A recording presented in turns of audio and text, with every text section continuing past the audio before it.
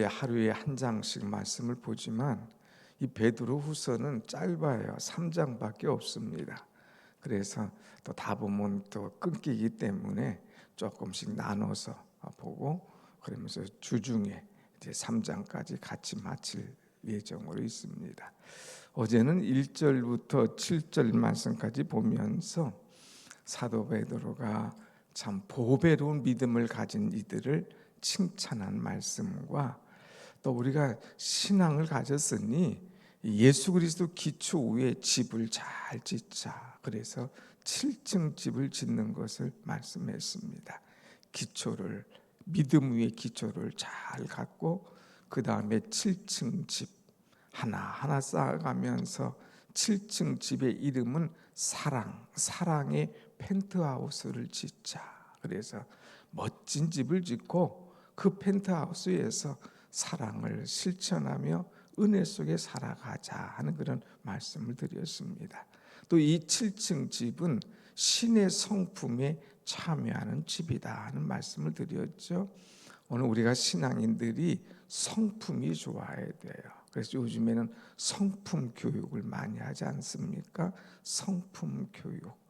그래서 덕격을 쌓고 또 서로 인내하고 절제하고 하면서 이 성품을 잘 쌓는 그런 집을 지어야 될 것이다 하는 말씀을 드렸습니다. 자, 오늘은 이제 성품을 잘 쌓고 난 다음에 우리에게 하나님의 나라에 들어갈 은혜를 주시는데, 이런 신의 성품을 잘 쌓은 사람은 겨우 하나님의 나라에 들어가는 사람이 아니라 넉넉하게 들어가는 은혜를 주실 것이다 하는 말씀을 주고 있습니다. 11절 말씀 한번 볼까요? 11절 시작. 이와 같이 하면 우리 주 예수 그리스도의 영원한 나라에 들어감을 넉넉히 너희에게 주시리라. 영원한 나라, 예수 그리스도의 영원한 나라에 들어감을 넉넉히 너희에게 주시리라는 거예요. 넉넉한 은혜, 넉넉한 구원, 넉넉한 축복, 이거 얼마나 귀한 겁니까? 여러분 늘 그냥 바등바등하고 간신히 들어가고 누구처럼 누구 하나 떨어져야 거기 자리에 들어가는 그런 사람이 아니라 당당하게 넉넉하게 들어간 그 은혜, 이것이 얼마나 귀합니까? 참 살다 보면, 신앙생활하다 보면 안타까운 일들이 있죠. 어떤 분, 목사님 우리 어머니 지금 소천할 때 죽으실 때가 됐는데 마지막 좀 꼭 예배 좀 하고 천국 가게 해달라고. 보면은 말씀도 못해요. 겨우 들어요. 그래서 겨우 거기서 말씀을 전하고 예수님 영접하게 하죠. 참 넉넉하게 젊었을 때부터 넉넉하게 신앙생활하면서 나는 지금 줘도 불안하지 않아, 나는 지금 죽어도 천국이야, 자신 있게 넉넉하게 들어가지 않고 막 보는 본인도 자식도 막 불안한 거예요. 불안 막 이러다가 가시면 어떡하나, 예수님 영접하지 못하면 어떡하나. 그래서 불안한 이런 존재들이 많지만 우리는 그런 것이 아니라 넉넉한 은혜. 여러분 통장도 좀 넉넉해야 좋지 않아요? 여러분 자동차 연료도 좀 넉넉해야 좋지 않습니까? 노란불이 들어오고 옆에 탄 사람 불안하고. 그것이 아니라 넉넉한 그런 은혜, 넉넉한 신앙, 넉넉한 이 믿음, 이거 얼마나 귀하냐 하는 것입니다. 우리가 이래서 넉넉하게 하나님 나라에 들어가기 위해서는 어떻게 해야 될 것인가, 오늘 몇 가지 말씀을 주는데 8절 말씀 한번 같이 봅시다. 8절 시작. 이런 것에 너희에게 있어 흡족한즉 너희로 우리 주 예수 그리스도를 알기에 게으르지 않고 열매 없는 자가 되지 않게 하려니와. 그랬어요. 예수 그리스도를 알기에 게으르지 말라는 거예요. 넉넉한 하나님의 나라에 들어가는 은혜를 얻기 위해서는 예수 그리스도를 알기에 게으르지 마라. 이 게으름, 이거 참 한번 게으름에 빠지면 이거 어려운 일이잖아요. 신앙도 마찬가지예요. 게으름에 한번 빠지면 그거 다시 회복한다는 것이 굉장히 어려워요. 그래서 게으르지 말고 항상 넉넉한 은혜 가운데 거할 수 있도록 해라. 그런데 이제 어떤 일에 게으르지 말라고 하느냐?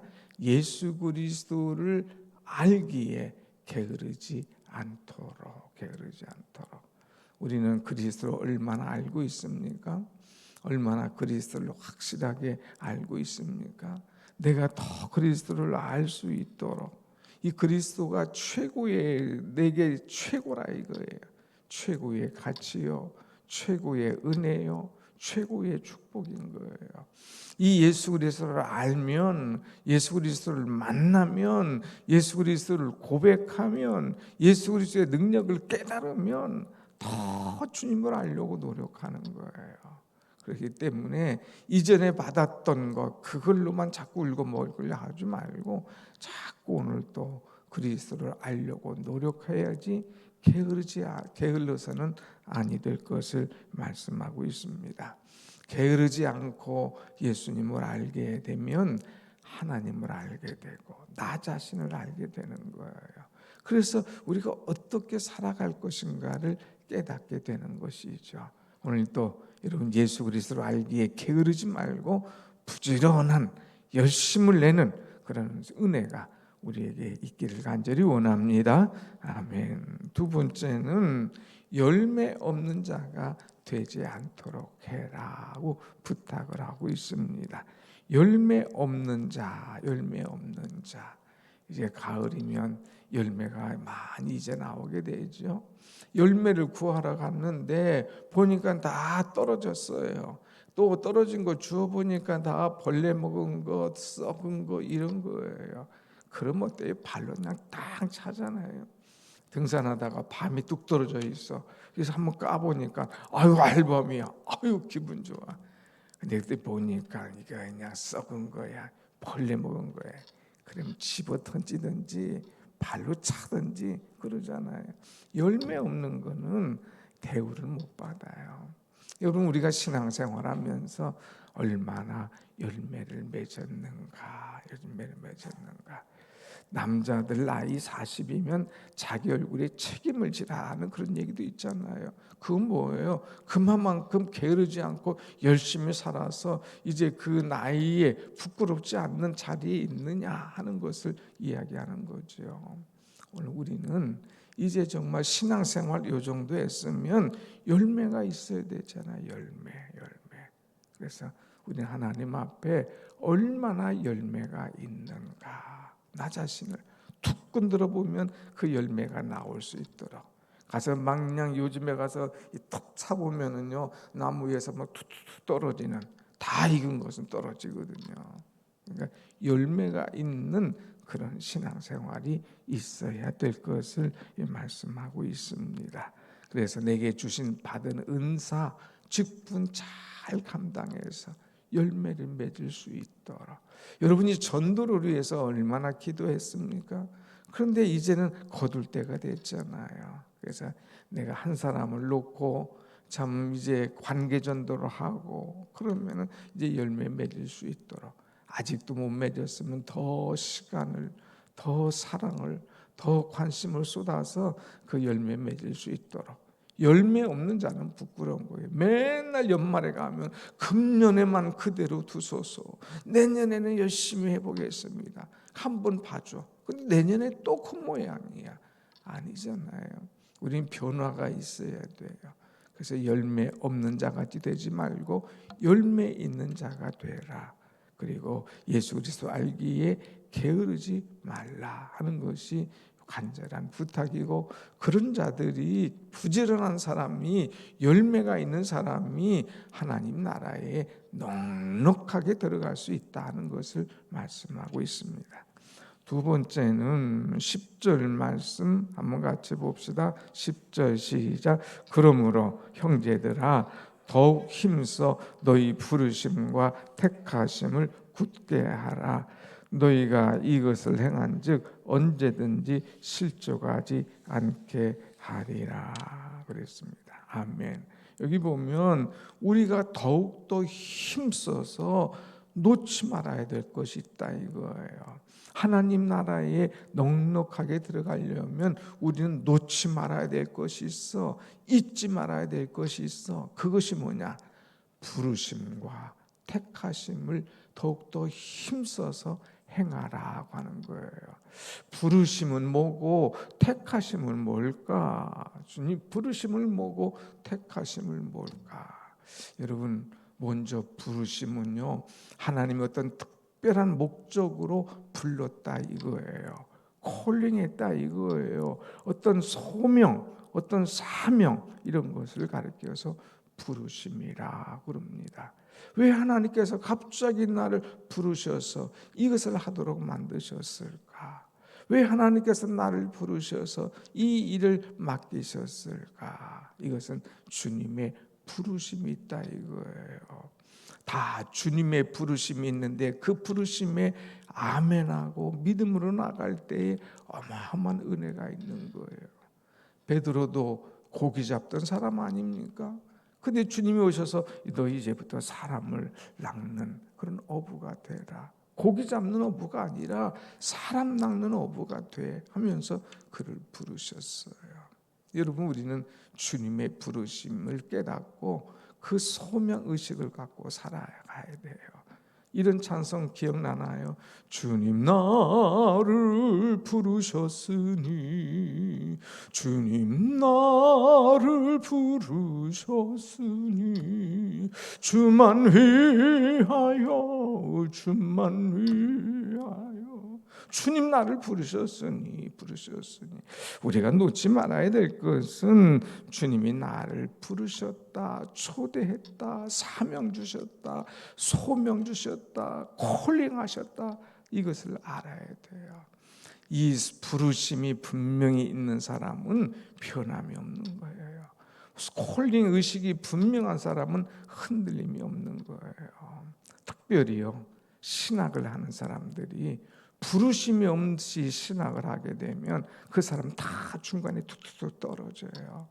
1학년 때는 목사고 1학년 때는 선교사로 가다가 2학년 때는 장로로 가다가 3학년 때는 집사로 가다가 4학년 때는 평신도로 가다가 5학년 이제 졸업할 때쯤은 다 떨어지는 사람들. 은혜가 없어요. 부르심이 없어요. 소명의식이 없어요. 그래서 그냥 지금은 그냥 사역자들이 없어가지고 난리지 않습니까? 옛날에는 신학대학 가기는 어려웠는데 지금은 다 그냥 들어가기가 넉넉하다고 그래요. 왜? 부르심이 없으니까, 소명이 없으니까. 다 세상에 먹고 살기 좋은 거는 요거다 그것만 찾아다니다 보니까 소명이 없는 거예요. 부르심이 없는 거예요.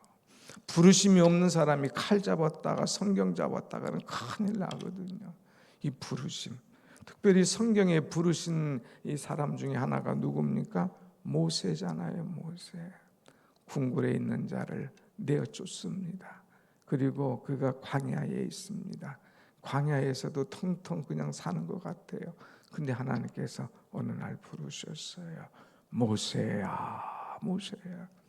내가 이제 바로에게 가서 거기 있는 내 백성들을 인도하여 내라. 인도하여 내라. 이제 출애굽시켜라. 부르심이에요. 특별한 부르심. 이 부르심 받고 이제 나가서 사명을 잘 감당하는 그런 모습. 또 그럼 택하심은 뭐냐? 택하신 것은요, 죄인된 나를, 아무 자격 없는 나를 하나님께서 택하여서 구원해 주신 것, 이것이 바로 택하신 거예요. 구원받은 것은 택한 것이고 사명받은 것은 부르심이다 이거죠. 여러분, 우리는 하나님께서 나를 택해서 구원해 주셨다. 이것이 얼마나 큰 은혜냐. 구원해 주신 것도 감사한데 내게 소명을 주시고 사명을 주셔서 어떤 주의 일을 감당하도록 은혜를 주셨다. 말할 수 없는 은혜죠. 그런데 이것을 놓치지 말고 이것을 꽉 잡고 나가야 된다 이거예요. 택하심을 받은 사람 중에 하나가 누굽니까? 사도 바울. 얼마나 예수 믿는 사람을 핍박하던 사람이에요. 또 핍박하기 위해서 다메섹 골짜기로 올라갑니다. 그러다가 예수님을 만나지 않습니까? 그리고 이제 사울아 사울아 내가 왜 나를 핍박하느냐, 나는 내가 핍박하는 예수라. 그 앞에 꼬꾸러지고 예수님 만나고 변화되고 이제 예수님을 평생 증거하는 사람으로 새롭게 살지 않습니까? 이것이 바로 택하심이에요. 택하심. 그런데 중요한 것은 이것을 굳게 하라.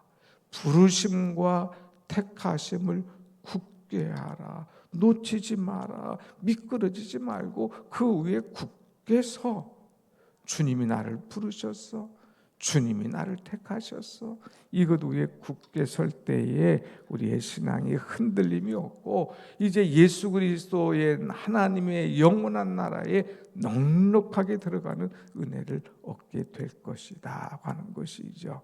사랑하는 여러분, 이 새벽에 나오셨는데 중도에 나오고자 하지 말고, 또 새벽을 깨워 넣어서 기도하는 것 중간에 흐트러지지 말고, 날마다 나를 택해 주신 은혜, 나를 불러주신 은혜, 이 믿음 위에 단단하게 서서 이제 주의 나라에, 영원한 나라에 영원하게 넉넉하게 들어가는 여러분과 저의 그런 신앙이 되기를 간절히 원합니다. 아멘. 자, 그러면서 베드로가 우리에게 부탁이 있어요. 부탁. 이 부탁이 네 가지가 있는데 좀 간단하게 넘어갑시다.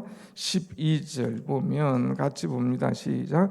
그러므로 너희가 이것을 알고 이미 있는 진리에 서 있으나 내가 항상 너희에게 생각나게 하려 하노라 그랬어요. 진리 안에 서 있어라. 진리, 변함이 없는 주님 위에 서 있어. 근데 가끔 다 잊어버려. 그러니까 빨리빨리 내가 너를 생각나게 해줄 테니까 은혜를 잊지 말고 말씀을 잊지 말고 항상 진리 위에 서 있으라 하는 것을 부탁하고 있죠.